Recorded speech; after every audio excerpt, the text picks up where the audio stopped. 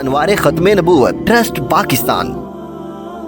اللہ تبارک و تعالیٰ سمجھاتے ہیں، سب سے پہلی بات یہ ہے اے ایمان والو، اگر تم کافروں کو دوست بناؤ گے تو وہ کافر تمہیں اللہ کی دوستی سے الٹے پاؤں واپس پھرا دیں گے، ایمان سے ہٹا دیں گے، اسلام سے ہٹا دیں گے، اللہ اس کے رسول کی اطاعت فرما برداری سے ہٹا دیں گے۔ مومن کی دوستی کافروں کے ساتھ نہیں، مومن کی دوستی اللہ اس کے رسول کے ساتھ ہے۔ مومن کی دوستی اللہ اس کے رسول صلی اللہ علیہ وسلم کے لیے ایمان والوں کے ساتھ ہے۔ مومن اور کافر کی کوئی دوستی نہیں ہے۔ اللہ تعالیٰ قرآن مجید میں فرماتے ہیں، یہ تم ہو کہ ان کے ساتھ محبت کے الفاظ برتے ہو، ان کے دل تمہارے لیے بغض اور حسد سے بھرے ہوئے ہیں، جب تمہیں کوئی عزت ملتی ہے تو ان کا بس نہیں چلتا، وہ اپنی ہاتھوں کو علیحدگی میں بیٹھ کے کاٹتے ہیں کہ مسلمانوں کو عزت کیوں مل گئی۔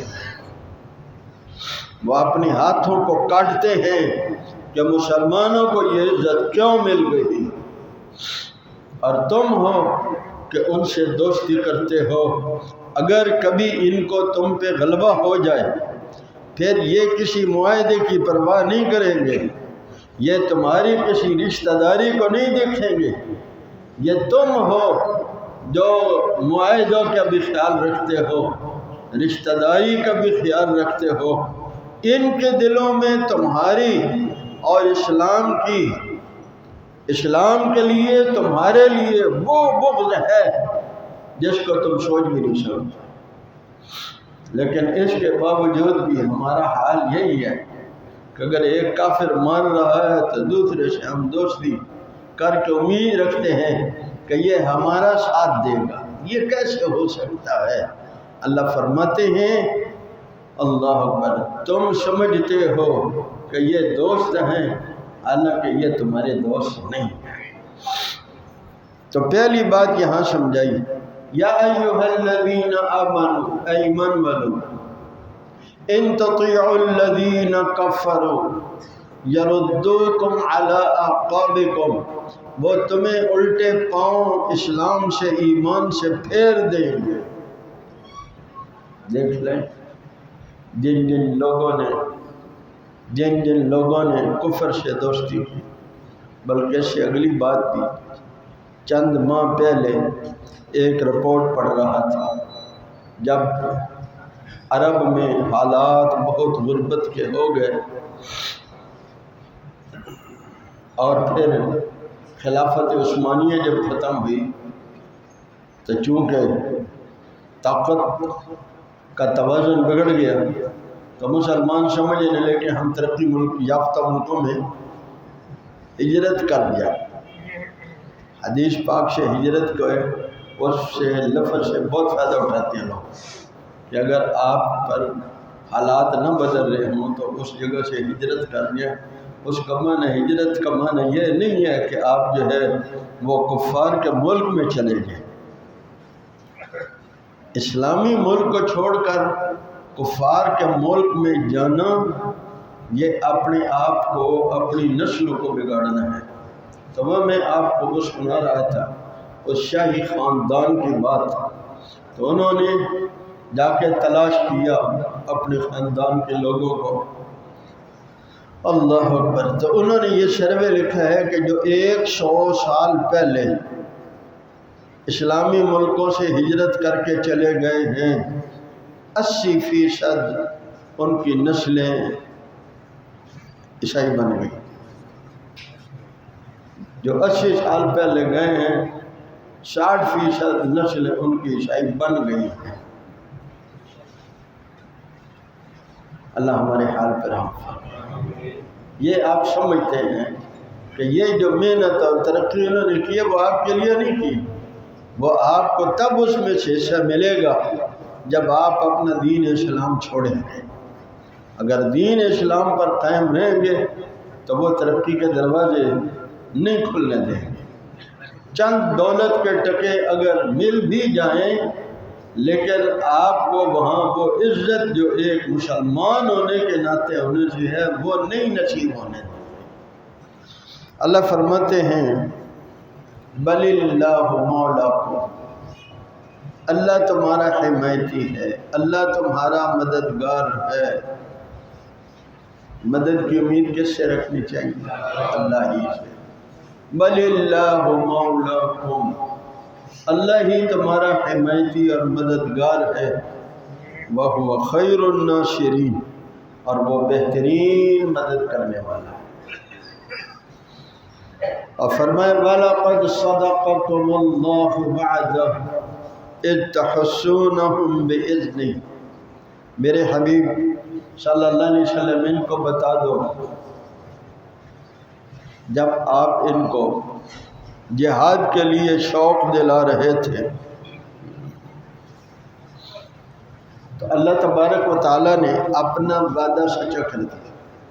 جب آپ ان کفار پر حملہ آور تھے اور وہ شکست کھا رہے تھے تو اللہ نے اپنا وعدہ سچا کر دیا۔ عہد کی بات سنا رہے ہیں، یاد ہے مسلمان کفار پہ حملہ آور تھے، وہ کٹ رہے تھے، بھاگ رہے تھے، تو اللہ نے اپنا وعدہ کیا کیا تھا؟ میں تمہاری مدد کروں گا۔ مدد ہوئی تو تبھی تم تھے نا غالب۔ تم تھوڑے تھے، وہ زیادہ تھے، تم 1000 تھے، وہ 3000 تھے، پھر بھی تم ان پہ غالب آ رہے تھے۔ حتیٰ اذا فشلتم وتنازعتم فی الامر، ہوا کیا؟ ہوا یہ کہ رسول اللہ صلی اللہ علیہ وسلم نے تمہیں کہا تھا تم نے اس درے کو نہیں چھوڑنا۔ حضور نے یہ سمجھایا تھا فتح ہو جائے، شکست ہو، تم نے اس درے کو نہیں چھوڑنا۔ حاجی شاہ صاحب نے بار بار دیکھا ہے، اس درے کو نہیں چھوڑنا۔ اب یہ سمجھے کہ اب لڑائی ختم ہو گئی ہے، کافر بھاگ گئے، دور بھاگے نظر آ رہے ہیں، اب لڑائی ختم ہو گئی ہے اور سارا ساز و سامان چھوڑ کے بھاگ گئے ہیں۔ تو انسان کی فطرت میں تو ہے نا، انسان کی فطرت میں دنیا کی محبت ہے۔ یہ جو ہم کہیں محبت نہیں ہے، ایسا نہیں ہے، محبت ہے، لیکن اس محبت پر ضبط کر کے اللہ اس کے رسول صلی اللہ علیہ وسلم کی محبت کو غالب کرنا ہے۔ وہ چند لوگوں کو وہ چیز نصیب ہوتی ہے جا کر کہ بھئی محبت ہی ختم ہو جاتی ہے دنیا کی۔ دنیا کی محبت ہونا بری بات نہیں ہے، بنائی ہے اللہ نے، لیکن اس محبت پر اللہ اس کے رسول صلی اللہ علیہ وسلم کی محبت کا غالب آ جانا بری بات ہے۔ اس کا نام امتحان ہے۔ دونوں میں نفع نظر آ رہا ہے، ایک میں دنیا کا عارضی نفع ہے، ایک میں آخرت کا دائمی نفع ہے۔ اب آخرت کے جو دائمی نفع نظر نہیں آتا، دنیا کا عارضی نفع نظر آتا ہے، یہاں سے امتحان ہے۔ تو اللہ فرماتے ہیں پھر تمہیں کیا ہوا؟ تم نے رسول اللہ صلی اللہ علیہ وسلم کی جو بات تھی اس کو بحثیتم، تم نے اس کی نافرمانی کی۔ تمہیں کہا گیا تھا یہ نہیں چھوڑنا، تمہیں چاہیے یہ تھا جب رسول اللہ صلی اللہ علیہ وسلم جب تک نہ کہتے تم اس جگہ کو نہ چھوڑتے۔ اس کا نتیجہ کیا ہوا؟ جب کفار بھاگے جا رہے ہیں تو لازمی بات ہے، سیدھا تو بندہ بھاگ رہا ہو تو کوئی پیچھے پتھر مارتا ہے، کوئی تیر پھینکتا ہے، کوئی نیزہ لگتا ہے۔ تو جو ہی پہاڑ کو ختم ہوا تو وہ پیچھے اوٹ میں آئے کہ چھپے پچھلی طرف۔ جب وہ اوٹ میں پچھلی طرف آئے تو دیکھا ذرا جگہ خالی ہے اور مسلمان تو ادھر سے آ رہے ہیں، ان کا منہ اس طرف ہے، تو انہوں نے اس درہ سے چڑھ کے مسلمانوں کے اوپر تیروں کی بارش کر دی۔ اب منہ پوری فوج تو ادھر ہے، پیچھے سے تیروں کی بارش ہو گئی، نیزوں کی بارش ہو رہی ہے۔ اب کیا ہے؟ فطرت ہے انسان، انسان ادھر ادھر جان بچانے کے لیے بھاگتا ہے۔ اللہ فرما رہے ہیں، اللہ اکبر، اللہ منکم من یرید الدنیا ومنکم من یرید الآخرہ ثم صرفکم عنہم لیبتلیکم، تاکہ تمہیں آزمائے، انہیں تم سے ہٹا دیا۔ وَلِيَبْتَلِيَ اللَّهُ وَلَقَدْ عَفَا عَنْكُمْ، وہ جو تم بھاگے تھے، جگہ چھوڑی تھی نا، تو ہم نے ساتھ معاف بھی کر دیا۔ حکم کس کا ٹوٹا؟ اللہ اس کے رسول کا، سمجھ رہے ہیں؟ حکم کس کا ٹوٹا؟ انہوں نے معاف کر دیا، انہوں نے، سمجھ رہے ہیں نا؟ کچھ لوگ ان آیتوں کو پیش کر کے کہتے ہیں دیکھو صحابہ تو ایسے تھے، قرآن میں لکھا، اگلی بات نہیں سناتے۔ بھائی صحابہ کو ہم فرشتے نہیں مانتے، ہم نبی امتی تھے نا، اور امتی سے غلطی ہوتی ہے۔ مجھے اور آپ کی غلطی کو محسوس ہو جائے، پھر ہم توبہ کریں تو ہمیں پتہ نہیں ہے قبول ہوئی کہ نہیں، مرنے کے بعد پتہ چلے گا توبہ قبول ہو گئی یا نہیں۔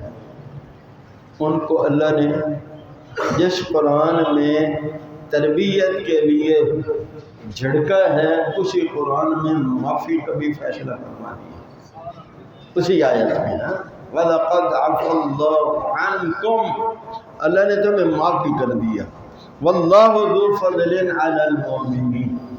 پھر اللہ فرماتے ہیں آج کے حالات کے عین مطابق مسلمان پریشان ہے، کفر حملہ آور ہے، اذ تسعدون ولا تلوون على احد والرسول يدعوكم في اخراكم، تم پہاڑ پہ ادھر ادھر چڑھ رہے تھے جان بچانے کے لیے، اور رسول اللہ تمہیں بلا رہے تھے۔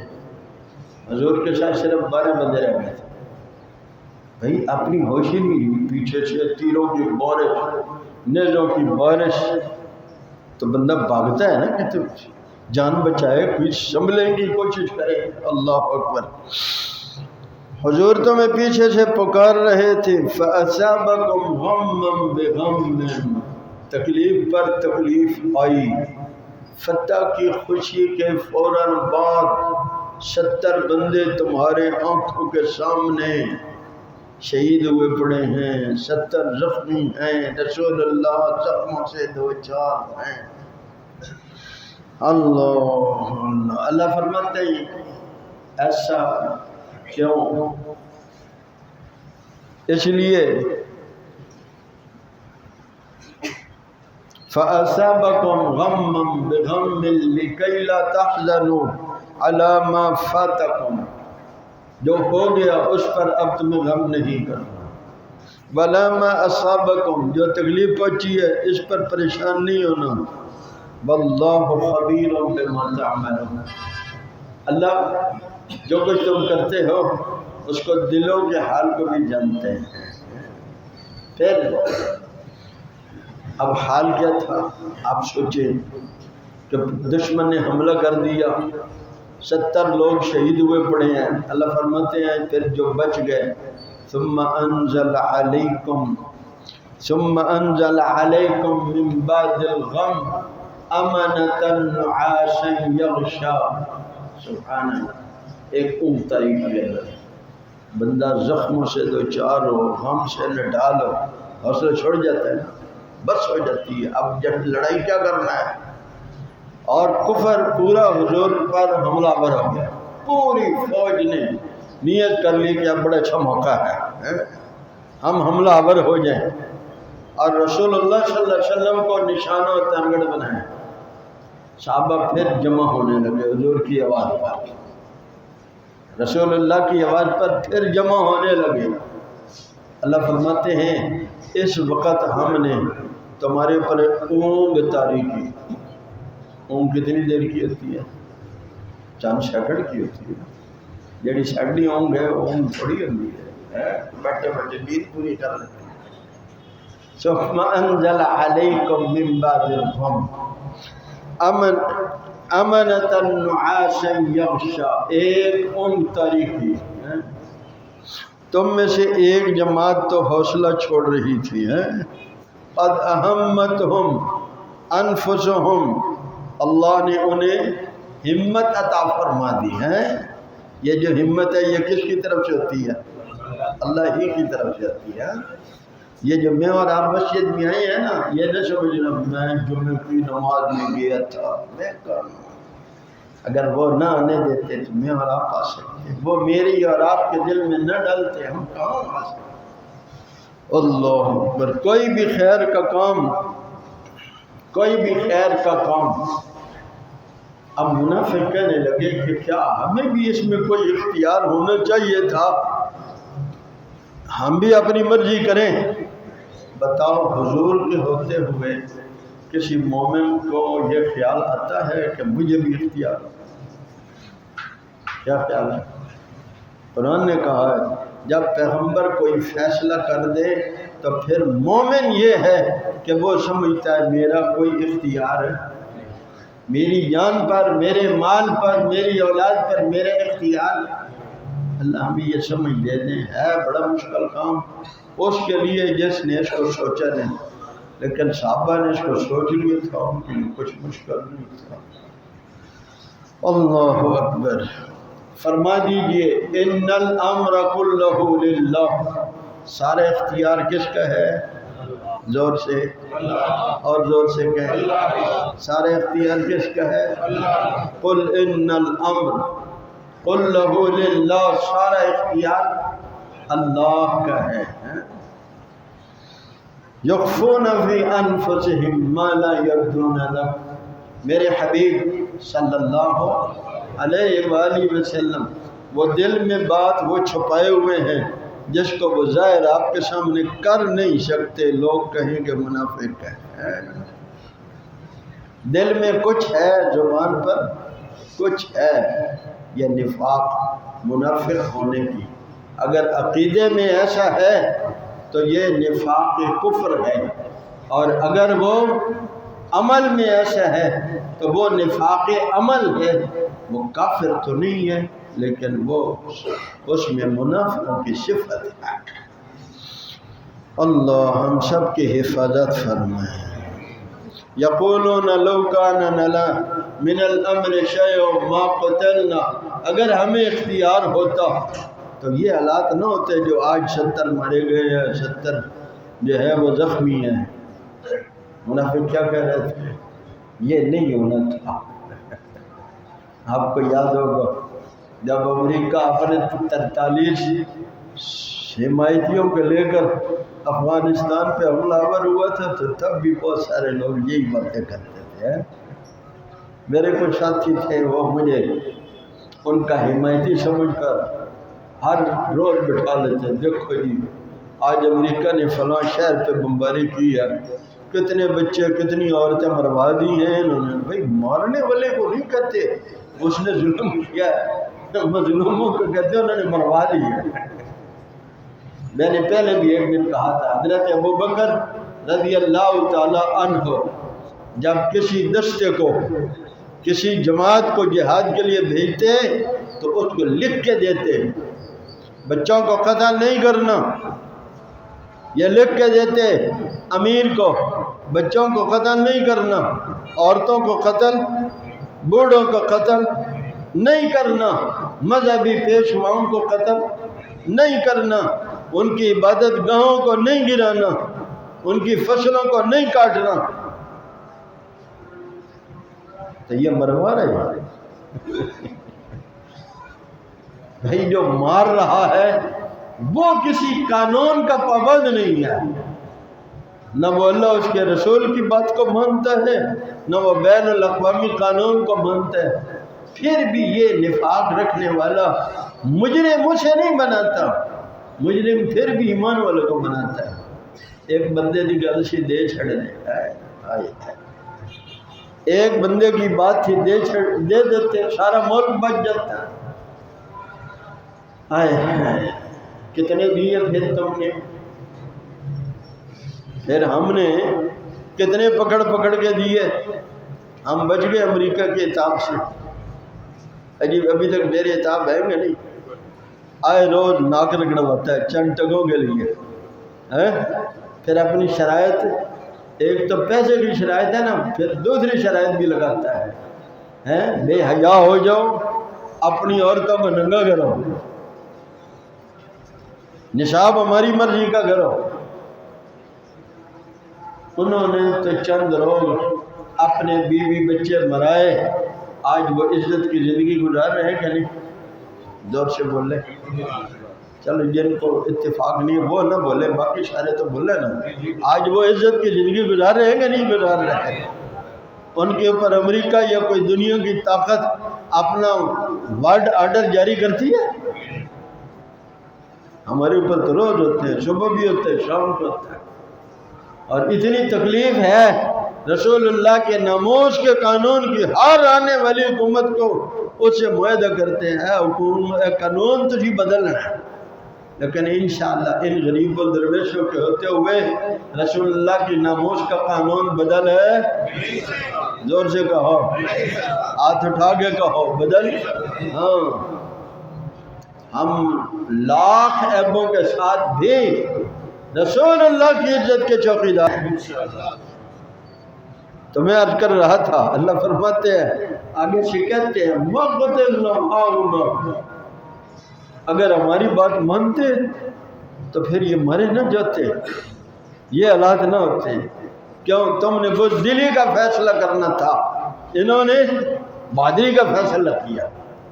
بزدل کبھی بھی عزت کی زندگی نہیں گزار سکتا۔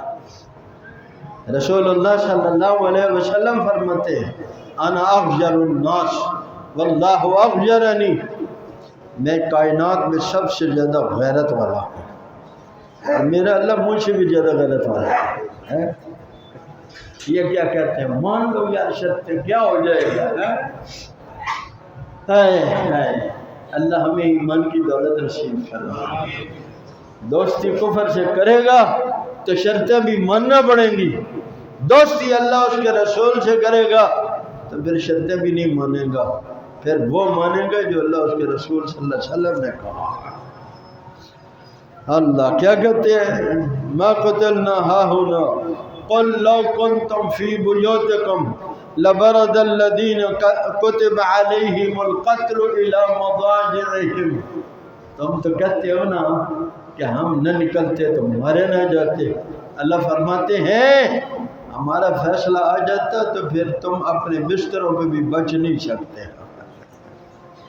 موت کوئی جہاد میں آتی ہے؟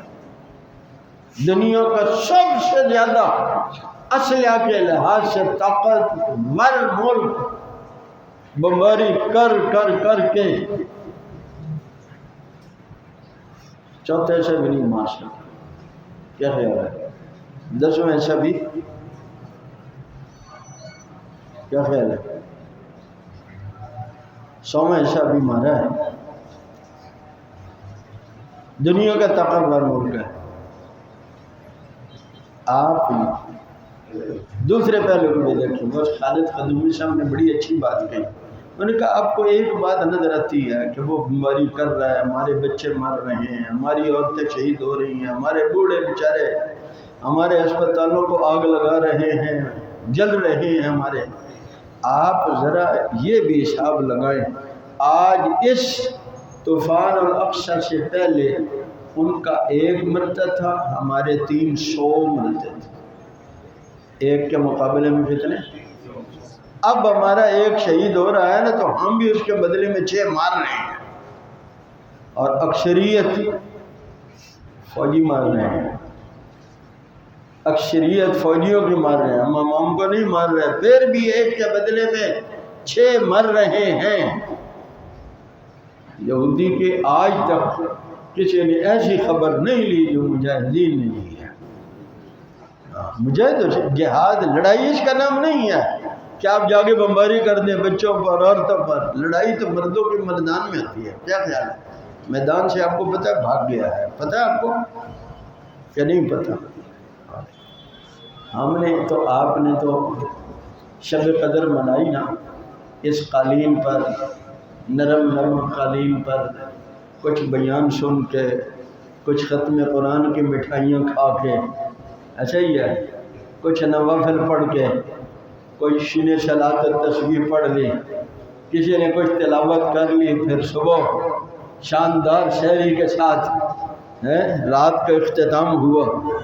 انہوں نے 50 دن پہلے اللہ سے مانگنا شروع کیا، یا اللہ ہم شب قدر منانا چاہتے ہیں، ہم شب قدر منانا چاہتے ہیں۔ 50 دن تیاری کی، عشاء کی نماز پڑھتے ہی اپنے اپنی جگہوں سے شب قدر منانا شروع کر دیا ہے، اپنی اپنی جگہ سے شب قدر منانا شروع کر دی۔ ایک رات میں دنیا میں جو اپنی جاسوسی کے آلات میں 1 نمبر سمجھا جاتا تھا، دنیا میں اپنے اسلحہ کے اعتبار سے 1 نمبر سمجھا جاتا تھا، ان کو اتنا مارا ہے کہ انہوں نے اب ایران سے کہا ہم بھاگنا چاہتے ہیں، بہانہ کوئی نہیں بن رہا، کوئی چریاں چھوڑ، بہانہ نہیں بن رہا بھاگنے کا۔ آئے ہے، لیکن مسلمان بھی عجیب ہے، جو قربانی دیتا ہے اس کو نہیں گنتے، دوسرے کو نمبر دیتے ہیں۔ جنہوں نے شب قدر منائی ہے ان کا نام ہی نہیں لیتے، ان کا نام بھی نہیں لیتے، لیکن آپ لیں یا نہ لیں، میں لوں یا نہ لوں، اللہ کے ہاں تو لکھا گیا ہے نا، اللہ کے ہاں تو لکھا گیا ہے کہ کس نے رب کے لیے اپنی جانوں کے نذرانے پیش کر کے کفر کو ایک رات میں وہ سبق سکھایا ہے۔ انہوں نے کہا ہم نے تمہیں وہ سبق سکھایا ہے، قیامت اب پہلے بھی تمہیں کبھی کسی نے یہ سبق نہیں سکھایا ہوگا، اور قیامت تک اور بھی تمہیں کوئی یہ سبق نہیں سکھائے گا جو ہم نے تمہیں ایک رات میں سکھا دیا ہے۔ بھاگنے پر مجبور ہو گئے۔ حوصلے بڑے رکھا کرو، حوصلے بڑے رکھا کرو۔ حوصلے پست کیوں ہوتے ہیں ہمارے؟ ہر وقت ہم دنیا کو سوچتے ہیں، اسی کی محنت کرتے ہیں، اسی کی بات کرتے ہیں، اسی کے آنے پر خوش ہوتے ہیں، اسی کے نہ آنے پر پریشان ہوتے ہیں، تو پھر ہمیں حوصلہ کہاں سے آئے گا؟ جس کا چند ٹکے نہ آنے پر حوصلہ ٹوٹ جاتا ہے، وہ کہاں اللہ کی ذات پر بھروسہ کرے گا؟ یہ دنیا کی ساری چیزیں عارضی ہیں، نفع بھی عارضی ہیں، نقصان بھی، زور سے بولیں، نقصان بھی، نفع بھی عارضی ہیں، نقصان بھی عارضی ہیں۔ بس ایک ایمان افروز چھوٹی سی بات سناتا، سبحان اللہ۔ ایک مجاہد نے اس رات کہا مجھے نا جہاں ان کا پوری فوج ہے وہاں مجھے یوں وہ منجنیق میں پھینکتے ہیں، مجھے یوں اس میں پھینکو، میں وہاں جا کے بس میں ایک بار وہاں پہنچ جاؤں، پھر دیکھنا میں کیا کرتا ہوں۔ جب وہ گیا تو اب وہاں تو کسی نے ویڈیو نہیں بنائی نا، لیکن جو اس جذبے کے ساتھ گیا ہے اس نے کیا کیا۔ جب وہ شہید ہو گیا تو اس کے کپڑوں سے ایک خط ملا، بس یہ تم نے ہر بندے نے 10 بندوں کو سنانا ہے، سنائیں گے؟ خط ملا اس مجاہد کا، یا اللہ میرا جی چاہتا ہے میرے جسم کے 1000 ٹکڑے ہو جائیں، میرا جی چاہتا ہے تیری راہ میں میرے جسم کے 1000 ٹکڑے ہو جائیں، پھر اللہ اس کو جمع نہ کرنا۔ کل حشر میں جب رسول اللہ تشریف لائیں تو ان کے قدموں کے نیچے میرے جسم کے ٹکڑوں کو بچھا دیں۔ جب حشر میں مصطفیٰ کریم آئے میرے جسم کے ٹکڑوں کو ان کی گزرگاہ میں بچھا دینا۔ بس میری یہی دعا ہے، اللہ ہمیں بھی حضور سے ایسی محبت اور اللہ کی راہ میں شہادت کا ایسے جذبہ نصیب فرما دے۔ وآخر دعوانا ان الحمدللہ رب العالمین۔ انوار ختم نبوت ٹرسٹ پاکستان۔